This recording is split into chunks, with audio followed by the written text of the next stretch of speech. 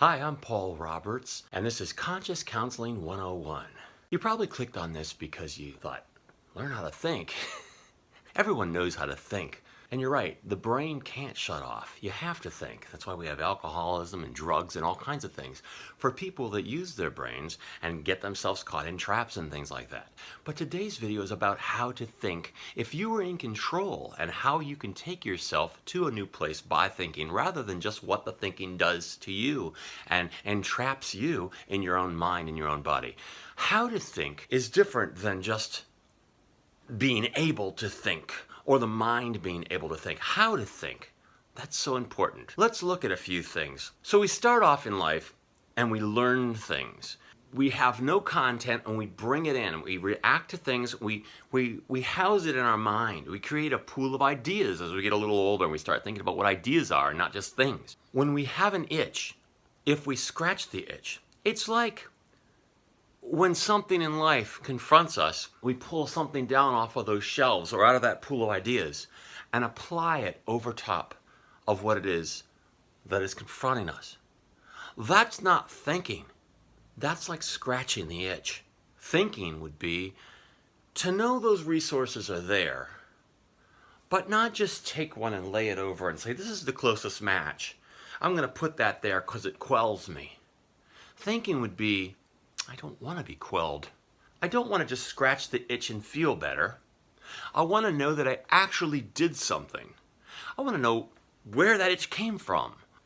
I want to know more about the itch. I want to know more about what I'm doing to the itch.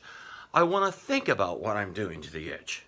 If I just take something off that I learned and put it on top of something to quell myself, all I've really done is just that. I've quelled myself. I've said, okay, I had something that I could have thought about, but I found a way to not think. I found a way to just say, okay, here, take this. Okay? That is what it's like for most people that don't think. Now, you've accomplished what you wanted to accomplish. Your mind helped you as a tool to see what did you need to do. There we go. Okay? Take something off the shelf. Here, put that on there as a remedy. So your mind helped you. You felt like you thought. You felt like you accomplished something. You felt like you succeeded. You felt like you thought. But what you really did was not think. What you really did was have the brain on autopilot do something to suffice what the body needed or what the mental conundrum was about or what it needed to be sufficed. The brain allowed to have happen what needed to happen for the body's perceived benefit or health. That wasn't thinking. That was reaction. Thinking is when you take something to a higher level and you consider all the things. You consider all the things before you just do something to make that itch get scratched and the desire to do so, the nagging feeling, go away. So how do we learn to think? We learn what I'm talking about right here in this video first. We learn to accept that difference. We learn to see that.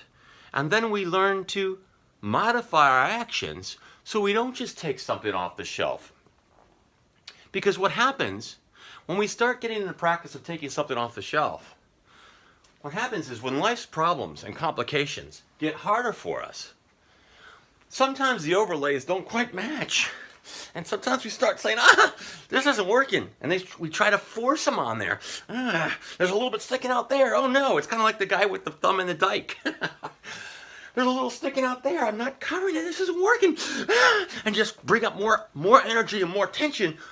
And eventually, if you apply this to a larger model of countries, we actually then go to war. We'll say, then we're going to do this instead. That's not thinking. And this is the demonstration of why it's not thinking. And ultimately, if you go that way, you say, I'd say, fillet somebody in the Middle Ages, or Joan of Arc at the burning at the stake. They had different ideas that people couldn't quite comprehend, or scientists. And they couldn't take off the shelf something to put them in their place and make them go away. They couldn't think. They were dark. Jesus is the light of the world. Jesus is the light of the world, and he stops this process of burying in darkness and this futile process that we as humans have that don't think or can't think. He interrupts that.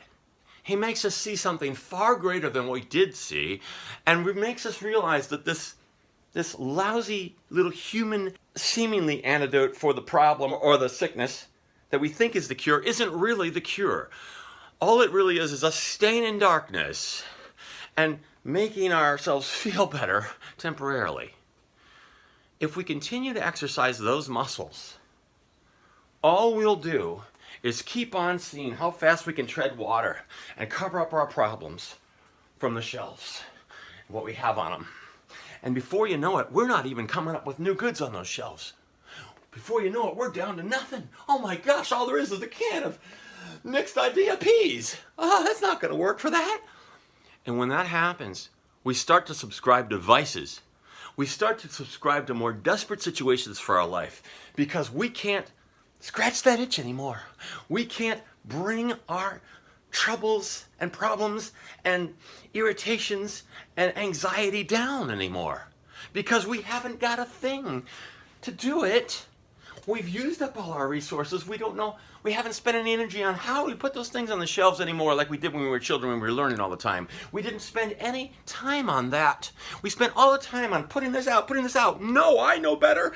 And God says this is better. And I'm going to make you do it because it is better. And if I do, oh, I'll be better. We're seeing this in the abortion issue now. We're seeing this in the way our country is becoming more divided. The reason why this is happening is because of what I'm saying. You have a person that's confronting us with an insurmountable thing, and we're trying to say, what can we do? What can we do? I feel so badly for when you go back and you look at some of the people that were treated badly that didn't really contribute anything negatively to society, but the society couldn't take it because they were in the dark ages. They weren't exposed to the light of the world. They didn't even have the Gutenberg Bible yet. If they had lost what Jesus was trying to bring, they would have thought, oh, this person is speaking blasphemy. What are you talking about? The earth is not the center of the universe. What are you talking about? You know, that kind of thing. Their shells were so bare. They were so dark from the beginning, they couldn't even think. Now, I'm not saying that every single person that comes along and says something that's outrageous must be given credit. No, I'm not saying that. I'm saying that when we learn to think, we can analyze what's happening and go beyond thinking that we need the crutch of our shelf or our pool of existing ideas. We can create right there while we're thinking a new idea that addresses with discernment and some freedom and flexibility the issue at hand. That's what thinking is like. This is not thinking. That's reaction. As a child, we must do that. As a lower mentality in a darker age, when we had to survive, we must do those things well. And if we are taking the time thinking and stocking those shelves up, like I do, I always do these things off the cuff. Why? Because I need to know that these things are in here. I need to know that I've got enough stuff that's been carefully and meticulously thought about, put in my pool of ideas, so that when I see a difficult circumstance, I have something that's already been carefully prepared, that's been well thought out, and I'm thinking while I'm doing it, this is perfect for this. And then there's nothing that sticks out. There's nothing that needs another remedy, but there's already been one prepared. So now what do? When we get to heightened conscious like this, I prepared a video recently by a list of 5 things that I can't resolve in my mind. I don't have anything on my shelf that will, and I can't sit here and think, what can I do to make an answer for that? I've got 5 things that I can't answer, other than things I don't know. Of course, there's things scientists don't know. There's things we don't know. Jesus didn't know what was going on the other side of the world when he was alive.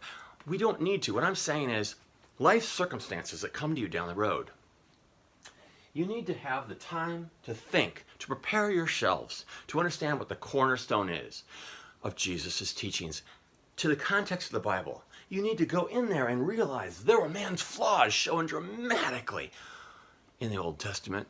A lot of us will accept that. But there were man's flaws shown dramatically in the New Testament. A lot of us won't accept that. And when a person says we're going to live biblically, if we say that, what does that mean? Does it mean we're going to live like the people in the Old Testament did? Or the New Testament, where they didn't even understand who Jesus really was when he was there, and they started having all these spurs and different things, to the point where today we have prosperity doctrine and all these other things to answer to man's still desire to break the commandments and covet and feel like God is here and shining down on us like a man with his finger with humanism touching Michelangelo's Adam on the Sistine Chapel ceiling. These are things we take off the shelf that are cookie cutter things that make us feel like it'll all fit within the realm of what we see or learned as a child in the Dark Ages. When we expose ourselves to, this is the worst part, to other man's supposed thinking and replace our thinking, then we set ourselves up for all their failures, all their limited shelf arrangements. And when we place that on us with so much, thank goodness you did this for me, we walk through life without exercising those muscles of knowing how to think. And this is the biggest danger that pits man against man and causes so much harm to the history of mankind and to the future, and eventually will bring forth, I believe, revelation. I believe this is our way of seeing that the sky is red and the farmer knows it's going to rain. But Jesus said, I won't give you a special sign because you're a wicked and perverse generation and you don't deserve it. But you know what? This is a new generation and I'm just a servant. I am going to talk to you about these signs and recognizing them and how to think, so that you can be prepared. That's what I do. I've done that with conscious counseling throughout my life as an adult, and I now pass it on to whoever would receive. Take a look at my numbers down there. If you're looking here in 2019, you'll see they're still low. I've taken and started a new channel here that has left the other channel, and I'm going to start to build this. You're going to see that I don't advertise, other than if you want counseling, you can come to me. If you want to, I'll be glad to talk to you about that. The way I'm hoping to be seen is only those that are thinking or want to think or have noble intentions and ideas of honor and trying to uphold an idea that we need to give more consideration would ever find it, because they'd have to actually enter it in. The algorithms and things like that of YouTube won't help you find these things unless you're actually entering it in. So I remain hidden. I remain hidden. But that's good, because only those that want to find will find. And I take my model of, even though I'm just a lowly servant, I take my model from what Jesus did. Only those that want to see will see. I don't try to push anybody in anything. I don't try to charge anybody. I don't try to get my arm around them and say, stay here with me. I don't go chasing after people and ideas. I don't go to my shelf and say, what can I do to make this work? I think. That's what I do. And I wanted to take the time today to help you understand what thinking is, so that you can start to do it. First, recognize what thinking isn't. Recognize those systems in your life and put a stop to it. Take a little pain for a little while, and don't remedy the things in your life with band-aids and coverings from your shelf devices that you have that are deplorably prepared, most likely, or not prepared at all, or left from childhood notions, or erroneous notions from others that have put them on you that seemed like it sounded good at the time. Stop doing that. Allow some of the pain from the difficulties that you perceive in life to hit you a little bit. And be brave and take them head on and say, why are you hurting me? Why are you causing me pain? Why do I not have a way to thwart you? And don't go to that shelf. Go to your mind. Go to God. Go to Jesus' teachings. And say, because you're thwarting me or trying to thwart me, or I'm perceiving you as thwarting me, I'm going to think and I'm going to push you back and throw you away by the thoughts alone that come to me, that flow in. That's what it looks like, people. That's what Conscious Counseling 101 looks like from a first-person point of view. I want to share that with you. And what if there's a void and you say, I'm trying to do that, Paul, but it's not working?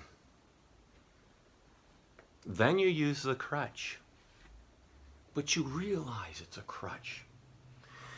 And you try once again to stop the onslaught of what comes while you're holding that crutch if you must. But don't hold harder on the crutch and don't go back to the old ways. Realize what you're doing with a new perspective through perspective counseling that I try to offer. And you'll reach the matrix moment when Neo put his hand out in the real world and the Sentinels stopped. Because in the real world, that's all we've got. We do believe there's more behind the physical realm. We believe there's more to draw from than this shelf. We believe that the non-physical realm holds much more. And one day what we want to do is when we're confronting those people, even if we have the crutch, we want to believe that the light of the world gave that to us. And we want to say, stop. And we want to see the thoughts that generate through the light of the world, through the cup that overfloweth, through the cornerstone, through the cornucopia of blessings that happen because we knocked on the door, start to flood in, even if it's just a trickle at first. It may be different for everybody. We want to see the physical manifestation of our new perspectives, from our perspective counseling of ourselves, make a difference to what confronts us. When we start to see that that can come from thought, not reaction, we know we've begun to learn how to think.